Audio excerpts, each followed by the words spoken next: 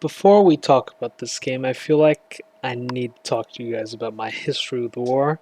And no, I don't mean being in a war. When I was younger, I had a curiosity in history, mostly World War One, World War Two, and the Cold War. I wasn't interested in how badass the battles were, but mostly in tactics that were used and the kind of fucked mindset that a soldier had to go through from being told your enemies are pure evil just to justify killing other humans.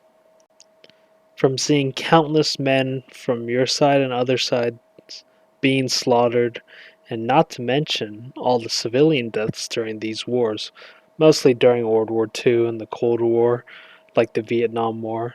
In history, from what I've learned, I was shown how Americans are always the good guys, which is understandable because I live right here.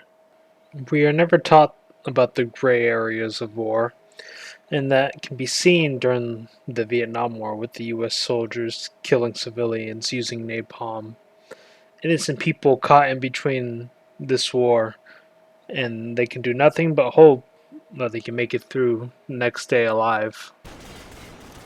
And when it came to war in video games, it was nothing close to what I thought war was.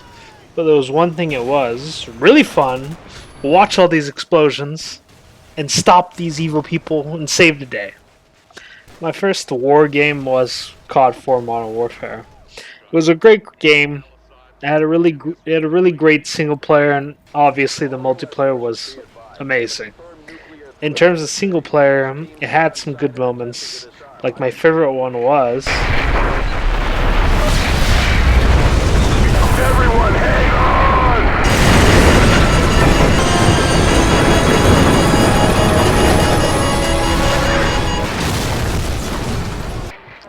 the nuke scene where your character slowly dies from the nuclear radiation.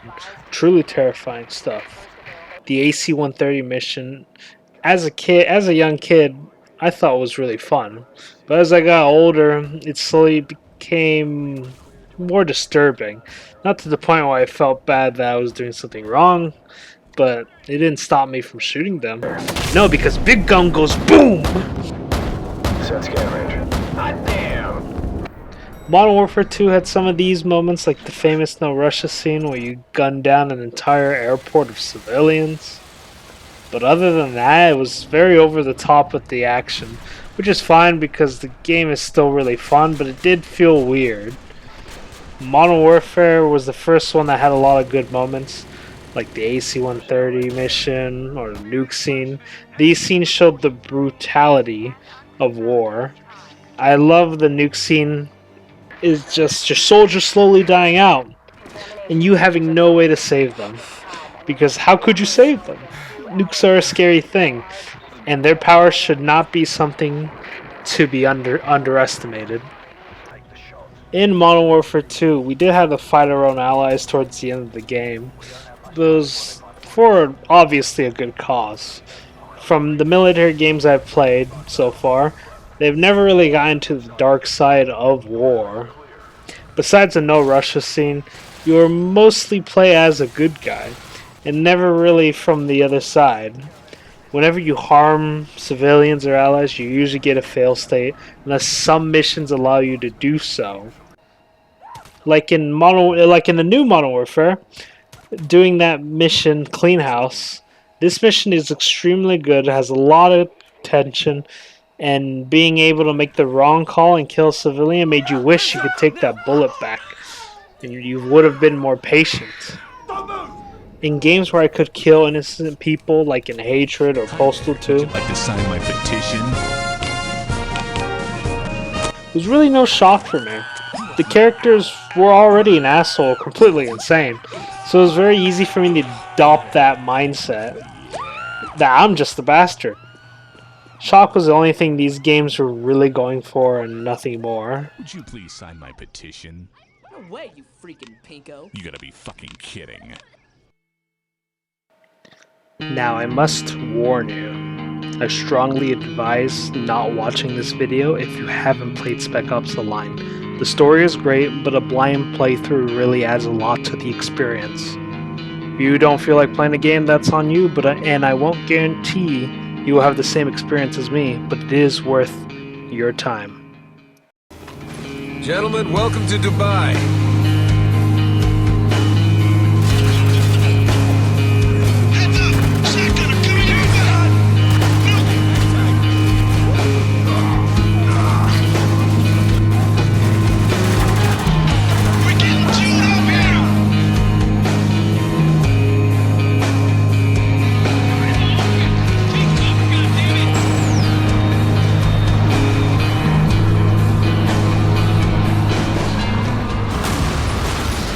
So Spec Ops The Line came out in 2012. I've been hearing about this game for a long time, and I finally got around to playing it, and the experience it gave me shook me to my core. From start to finish in 6 hours, I was broken down. At first it starts off like any military game would.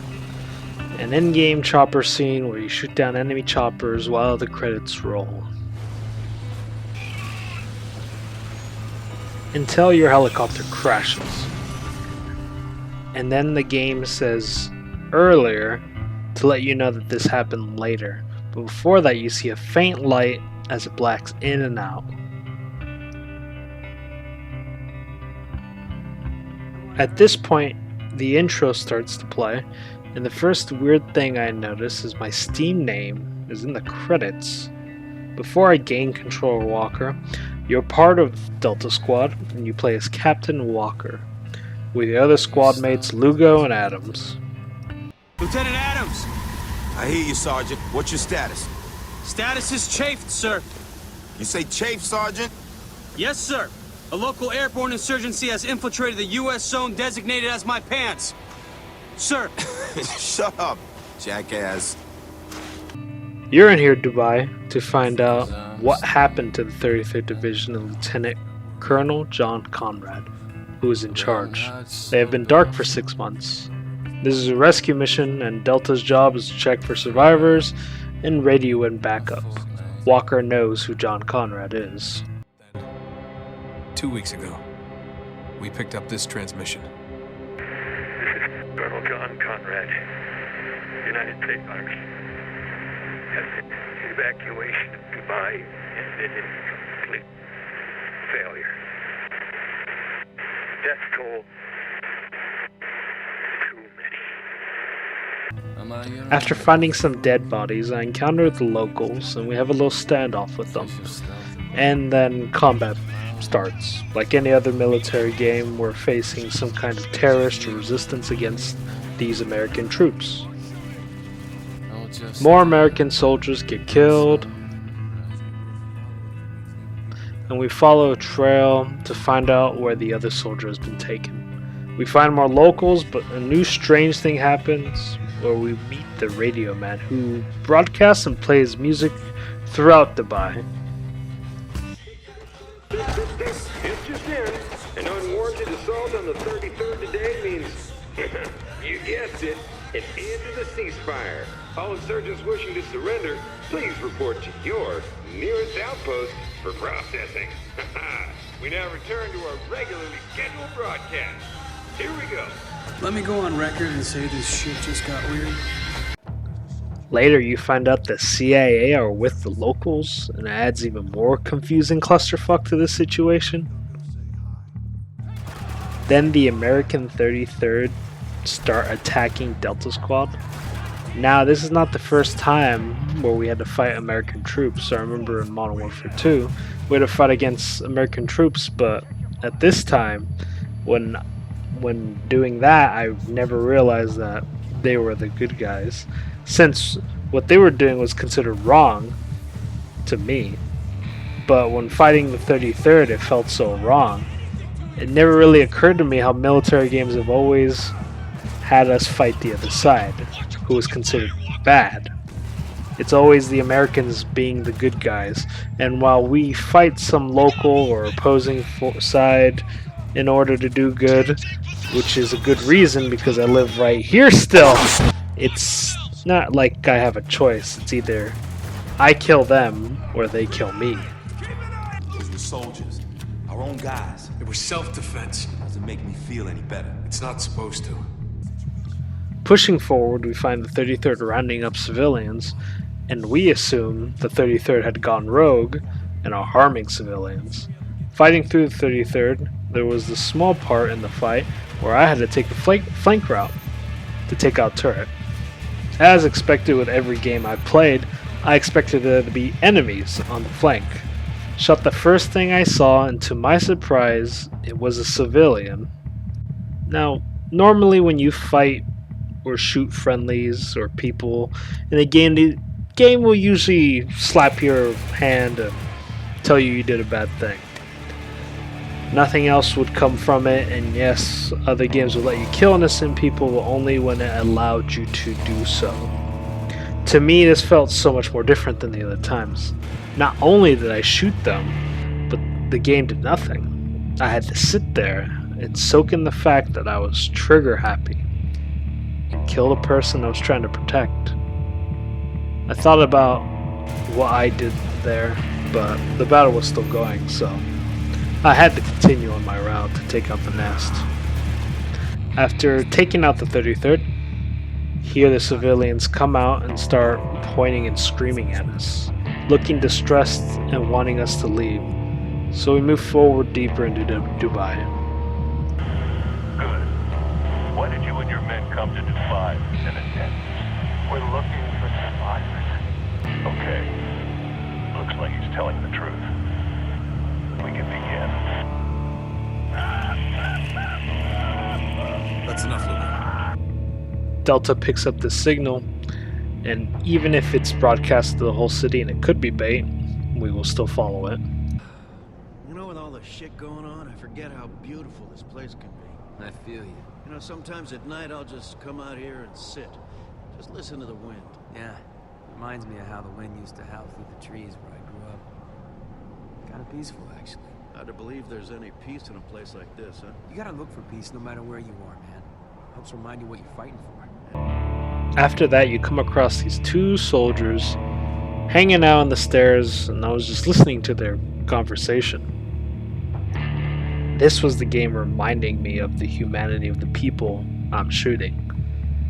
Not only that, but these are American troops. I listen to them, and I still have to kill them either way. I dreaded when one of them was coming up the stairs because I know I would have shot him. I would have to shoot him anyways. After falling out of a building, you're separated from your squad for a bit, and then regroup to continue following the signal, finding a mess of dead bodies and stumbling across a trap that was meant for someone else. We are saved by Agent Ghoul, and going forward we fight the 33rd and try to get to Ghoul until...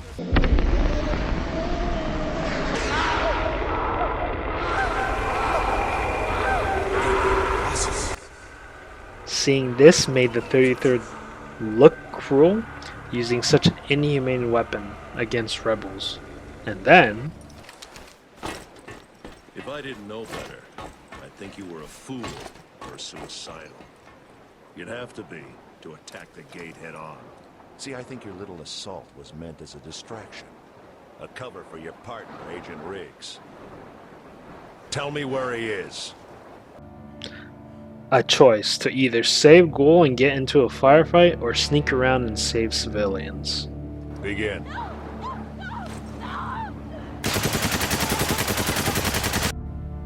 Here you see how Adams and Lugo justify what is important. Adam reminds us that we are here to help people, while Lugo reminds us that Ghoul will help us and the mission to understand what is going on. I chose to fight and try to save Ghoul, but he dies. But we do find out that we have to head to the gate. This is just fucked. What are you talking about? People died back there. Not just soldiers and civilians, but Gould. Our best chance of getting out of this hellhole. Calm down, Lugo. There's nothing we could have done. Don't tell me to calm down. We got no idea what the fuck we're doing here. Yeah, you're right. Putting your faith in Gould, you are fucking clueless. Man, I'm through with this shit. Fuck you! At least I'm doing my job! You're the one who's fine, just sitting back, waiting for things to unfuck themselves! You think I like watching these people die, huh? You think I won't carry this shit to my fucking grave? Stand down! Both of you! Stand the fuck down! Lugo's funny personality is breaking under the pressure, and Adam is trying to keep his cool. But under the surface, he is also breaking. And this is only the start, and it only gets progressively worse as the game goes on. We're up against an army, and there's really no way to fight this with our firepower, so Adams points towards a mortar that fires white phosphorus. Lugo's against it, knowing how cruel the weapon is. Shit does. You know we might not have a choice, Lugo. There's always a choice. No. There's really not. Now this felt a lot like the AC-130 mission in Call of Duty 4, where we had to fire from a screen as we killed dozens of soldiers. The thing that made this very uncomfortable about the scene was the fact that I can see Walker's reflection on the screen, really making you think about how fucked up it is, how easy it was to just shoot white dots on the screen. But not only that, I had to walk through the destruction I have caused. Now this isn't the first time I've been through something this traumatic. I've seen it in games as a cheap way to make you feel bad, so I never took it seriously. I went ahead, shot soldiers for fun, and even threw a grenade at the guy calling for help. I even said fucking Kobe.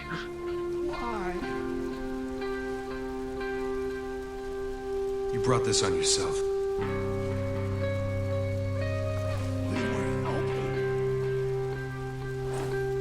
What? Oh no. But it turns out it wasn't just soldiers that we only shot or bombed.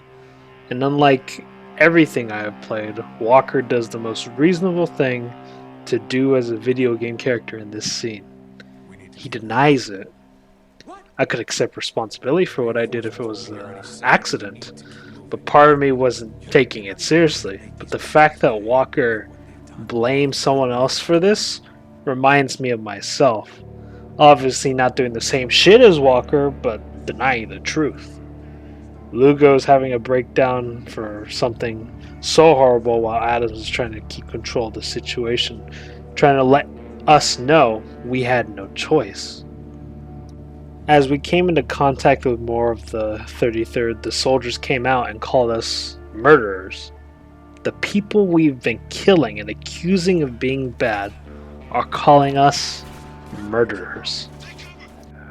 After the fight, we find more dead soldiers, and Walker finds a radio with someone speaking from the other side. I don't blame them. They did what they thought necessary. But if order was to be maintained, an example had to be made.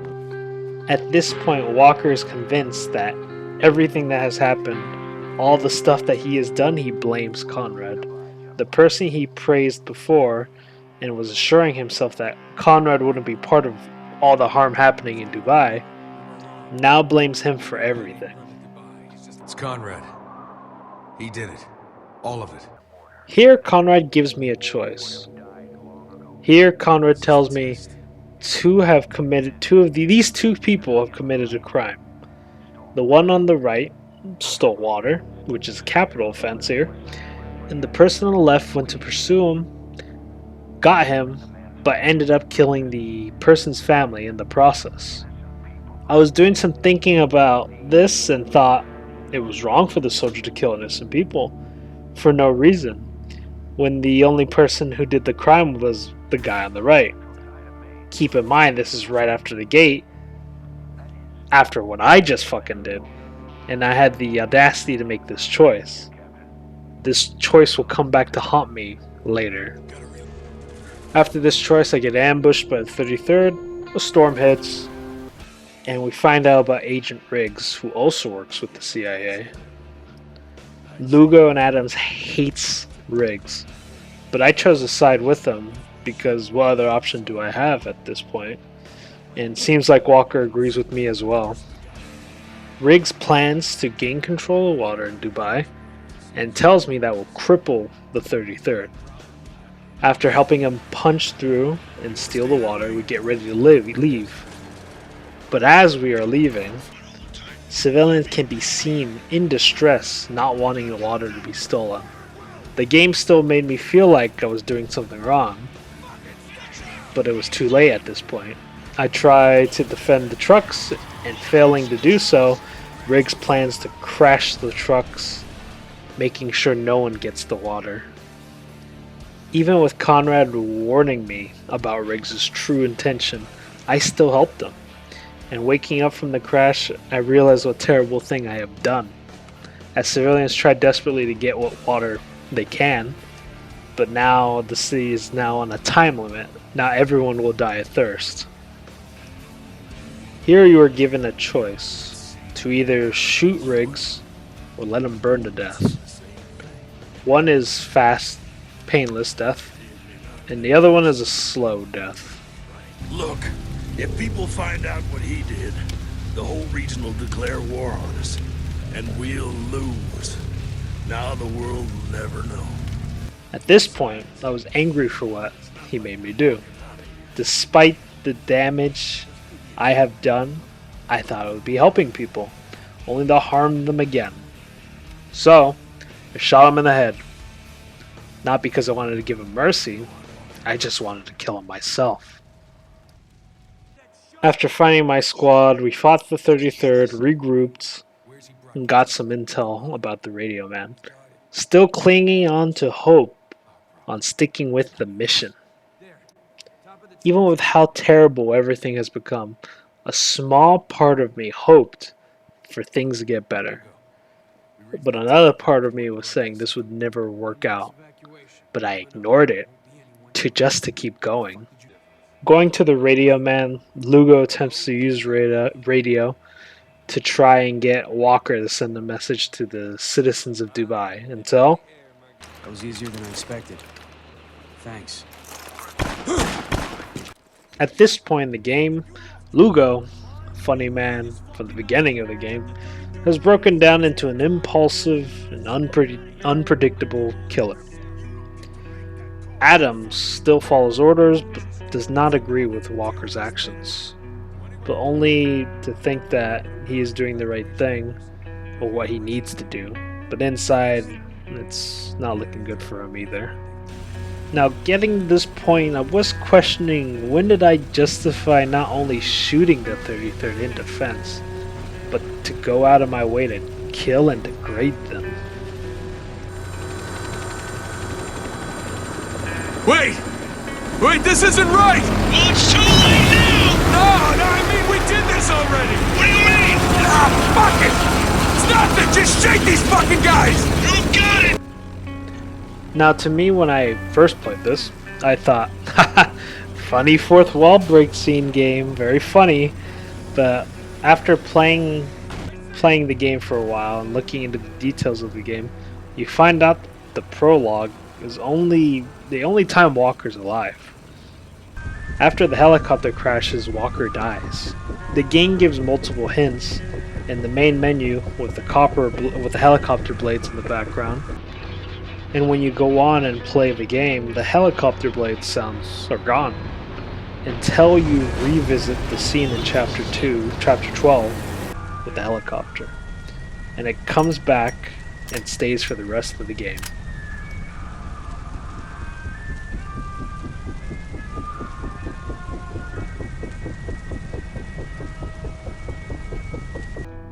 Also, another clue is after the crash for the first time, there's a faint light and it's blinking like copter blades still going on in the background in Walker's vision. There are a lot of details in this game and a lot of stuff that happens that seems so surreal. It is said whenever Walker's hallucinating, the game will fade to white, and this happens a lot, like in some moments, like at the gate. Maybe it's Walker trying to recall how the past events went, but going through his head on how it happened, probably just to hide the guilt. Here, after the helicopter crash, again, Walker's guilt goes into overdrive, and the people I have killed comes back to haunt me. We were ordered to abandon these people. Instead, we chose damnation. Not all of us. Who's there? One of your victims.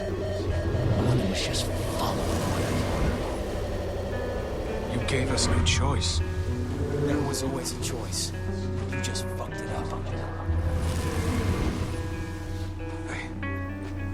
We tried to save you. Deep down, you knew we all had to die. This wasn't my fault. Walker. God damn it, Walker. If you're alive, then fucking answer me. Colonel. What? It's Adams. Fuck, man. Where the hell are you? I'm not sure yet. Lugo with you? Nah, he's been dark since the helo went down. Fuck. Well, where are you? Just follow the smoke. Alright, I'm heading your way. At this point in the game, everything gets worse. From the loading screen, changing the tips, into stuff like, how many Americans have you killed today? Or, can you even remember why you came here? You are still a good person. To, this is all your fault. There were so many of these I saw in the final part of the game where I was dying the most, and being torn down by these quotes made me feel awful for the things I've done. I was getting chills every time I died because the loading screens were no longer an escape for me. There's no running for what I am doing anymore. No matter how much I pushed it down, it still wouldn't let me forget. Do you feel like a hero yet? If you were a better person, you wouldn't be here. After saving Adams, and en route to getting Lugo, we hear him in trouble with something. We thought the 33rd were on him, but when we finally got to him, we saw that the civilians hanged Lugo. Desperate, we tried to save him and see if he was still alive, but he dies. And the civilians aren't backing up. So after I took control of Walker again, everything felt like it went in slow motion for a second. Adams is wanting me to give him permission to shoot the civilians. The man that tried so hard in the beginning to save people has lost all his humanity and turned into a killing machine. But really, who can blame him? It was my fault for what he has become. It was my fault Lugo died. It was my fault the civilians wanted him dead. But none of that was going through my mind at the moment. I thought about the civilian lives, what their chances of survival are, and I determined at that moment that their lives were worthless. They're already dead in my eyes, so why not have some fun? Not only did I shoot them, I murdered them. My brain switched into something like if I was fighting any other enemy, using my entire mag on my Scar, switching to the grenade launcher when they bunched up at the choke point, and switching to my LMG to keep firing at them. I killed them like they were demons in Doom Eternal. Like any other COD enemy. Like any other enemy I fought in COD games. And after I shot them, I walked over to their dead bodies and tried to make a joke of the situation. My friend who was watching me do this. And I tried to comment how I killed those civilians like I was playing Doom Eternal. How I just switched the kill switch only to feel terrible about what I said at that moment. I'm not proud of what I did. And what scares me the most, if outside the game you told me about this exact situation and told me what choice I would have made, I would have said I wouldn't have shot those civilians. We all like to pretend that we do the right things in every situation. We always like to think we know the every answer for every problem. But when it comes around, you will see how you actually act on something like this. No matter how much I try and deny that or accept it, it is the scariest part for me. We fight the last base the 33rd had before going into the Burj Khalifa, where Conrad is. Willie Pete!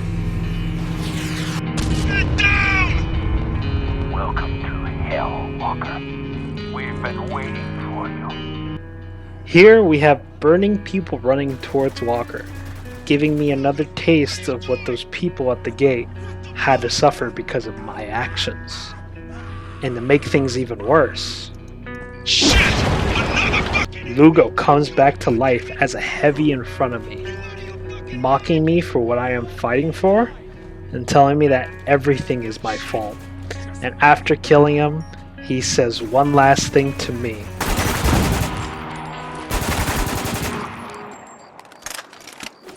The only villain here is you, Walker. They'll be on us soon. There's only you.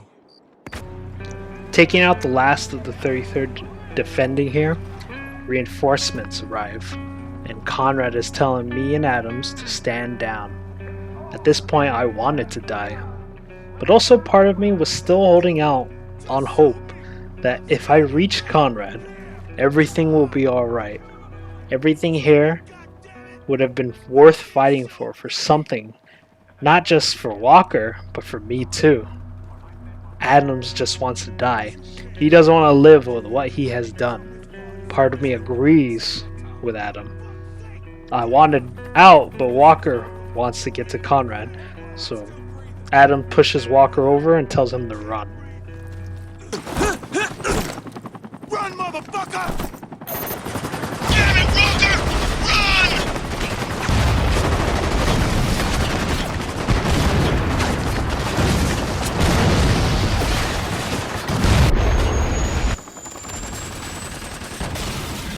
I'm sorry, Walker.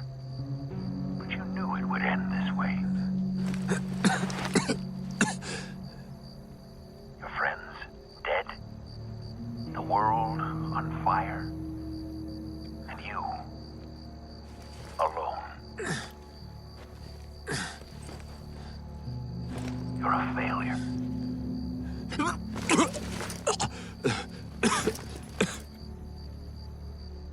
Finally, something we have in common.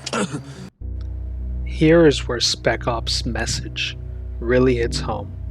Everything the game has been doing has led up to this moment, the confrontation between me and Conrad. Well done, Walker. You've done what the storm could not. Destroyed the damn 33rd. Do you feel like a hero yet?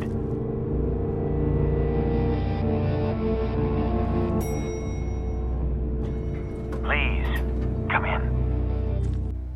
When meeting Conrad, he was painting something, and it was the scene at the gate. When Walker blames Conrad for this, he reassures me that this was my fault, and I have to pay for my crimes. Our eyes are opening for the first time. It hurts, doesn't it? Conrad has been dead long before I got here.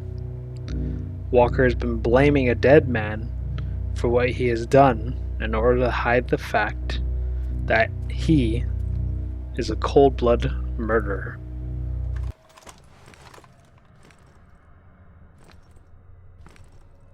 It seems that reports of my survival have been greatly exaggerated. What really got to me about all this is that at the start of the game, I felt like I was playing as a hero. That is most common in these military shooters, really just anything. We play video games to feel like a hero, whether it's to stop the bad guy, save the princess, blow up an important thing, because doing this stuff in the game feels awesome.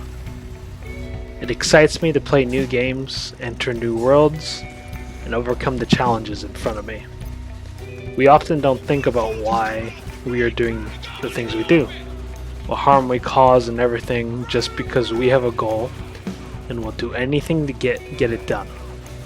What Spec Ops does really well is making us feel comfortable about what kind of game we are playing and slowly twists it around and shows us the reality of what we're doing. In war, there are no good choices.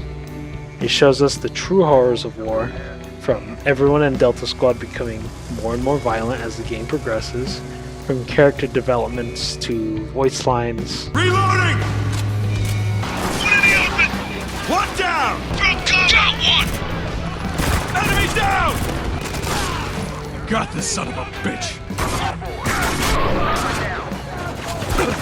Shotgun on the move! He's dead. To even Walker's executions changing throughout the game, going from a clean, simple kill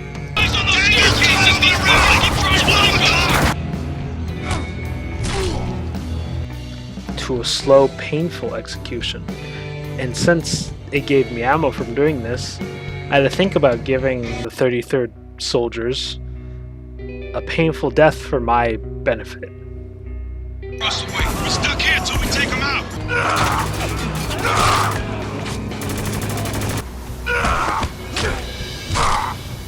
Son of a bitch.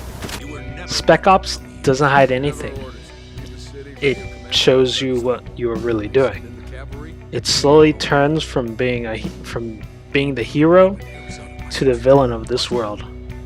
I still kept going, thinking I was doing the right thing, hoping everything I was doing was gonna pay off in the end. Thinking like every other game I played, I was gonna be a good person for doing this. But in the end, I was a cold-blooded killer who kept going for nothing more than a selfish desire to be something I'm not, a hero. And now, it's time for my judgment. You're here because you wanted to feel like something you're not, a hero. Hugo! You left me to die! I'm here because you can't accept what you've done. It broke you. Colonel? Colonel, please. What's going on, Walker? It's Conrad. He did it. All of it. You needed someone to blame, so you cast it on me. You're a dead man. Mirrors in video games are meant for the player to reflect. Whether it's to reflect on the journey you have gone through, or to see what your character has become. Personally, I've always hated mirrors in real life. All my life, I didn't like the person I saw.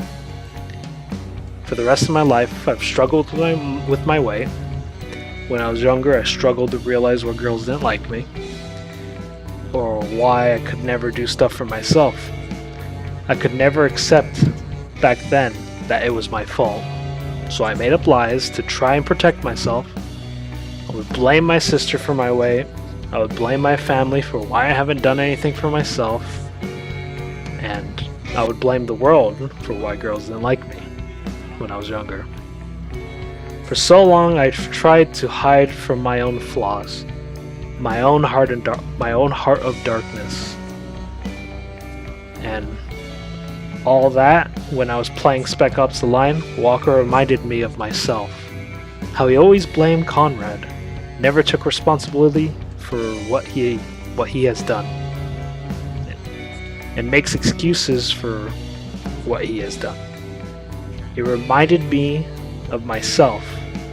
And sure, I'm a lot better at accepting who I am and accepting everything is my fault. But the game reaffirmed me about why it's so dangerous to go down this path. One. No. Everything. All this. It was your fault. That's what you believe, then shoot me. Two. I didn't mean to hurt anybody. No one ever does, Walker. Three. Hearing I didn't mean to hurt anybody broke me. And Conrad is giving me a choice. To shoot him and place blame on him, or to let him shoot me. After everything I have done, I was reflecting on what I have done, and the countdown felt like an eternity for him to count to 5. And I tried to look away from Walker's reflection for not wanting to see what I have become. And in the mess of my thoughts, I remembered a choice I made when I had to shoot either the soldier who killed the man's entire family, or the civilian who stole water. And I shot the soldier for going out of line, killing an entire family for no reason. I thought I basically did the same thing, but 1,000 times worse. And I didn't want to conflict with my own thoughts just to save myself from judgment. I couldn't live with myself for changing my views of the situation to benefit me. So I waited for Conrad to shoot me because I am a monster. Is this really what you want, Walker? So be it. 5! Spec Ops Line is a video game experience that shook me to my core. But I do think there is a benefit here that the game is trying to say. To me, it's better to acknowledge our heart of darkness. It's not telling us that playing these violent games is bad, but to let us be more mindful of what we are doing and let us explore that. I believe it's better to accept what kind of person we truly can be, but not because we should embrace it, but the fact that we know it's there. I think we can work better to become better people, knowing our flaws and how to improve on them. Now, of course, I don't have a sour look in life as I used to have. I know every problem I have for me is my fault, and I'm trying to become a better person because of it. I don't want to end up like Walker and let the guilt eat me up from the inside and drove Walker to mentally torturing himself. There are other choices if you choose not to accept responsibility that I want to talk about. Here you have some more choices. I think the most common ending is handing your weapon to the soldiers and going home. Whether you believe Walker died in that helicopter crash or not, this ending is not a good one. Walker is permanently scarred from his experiences in Dubai, and it will only give his guilt another chance to haunt him and maybe take his life. A part of him will always stay in Dubai, and he will go home a husk of a man. You could also shoot your rescue crew and either die trying or kill them all. And killing them all will just give you a darker ending. What I think is the rarest ending in my opinion is shooting Conrad and maybe realizing what you've done is wrong and wanting to die. So you shoot up in the air, scaring the soldiers who are there to rescue you and dying on purpose. A YouTuber told someone of his experience with the game, and it's pretty insane how he got that on his first time playthrough of the game. I got this ending when I played it for the first time. I opened fire to the sky, realizing I could have done the same action with the civilians. Still, I think ever since Kabul, what Conrad said to Walker, those words have been on the back of his mind ever since. You know, at the back of your mind. The whole first playthrough was insane for me, and I guess for many others. It was a weekday around midnight when the heli crash happened. I could not simply stop playing. I had to see it to the end. Exhausting in many ways. When I replay this, I usually think back to that playthrough. A lot of people to this day, despite the game being almost 10 years old, still talk about this game by either quoting the game and its many famous quotes, to sharing their experiences with the game, to analyze the game's themes and message, exploring every detail this game has to offer. And I don't blame these people. The game was expertly designed. From voice acting to game structure and story, it's a game with a lot of passion put into it. It's a shame if you never got to play Spec Ops Line for the first time. Despite me trying to get people to play the game, a lot of people aren't willing to do a lot of new stuff. I love games for the experience they give, how personal the journey can be, and Spec Ops The Line is unlike any game I've played in my entire life. I've heard this game 5 years ago and always waited for that day I finally decided to play it. And I'm so glad, despite the terrible stuff I went through, to finally experience this game people were talking about for years. I hope next time you hear about a game people say it's good to try and resist watching a playthrough and getting the experience firsthand to see what the buzz is about. You never know if it could be your next favorite game, or don't. It's really your loss if you do. Maybe it was better if you didn't play. Maybe you didn't want to confront your own heart of darkness, but at least you can learn from the story and the great stuff it has to offer. It's a game a lot of people will never forget, and a game people will love for a long time. This was from a viewer on the channel when I was talking about making a video about this game, and he shared this with me. This is still one of my favorite games of all time, for the depth and care and how it tackles war and the effects it has on people. To say nothing of the complexity of tackling the hero complex that many feel or wish to feel when joining the military.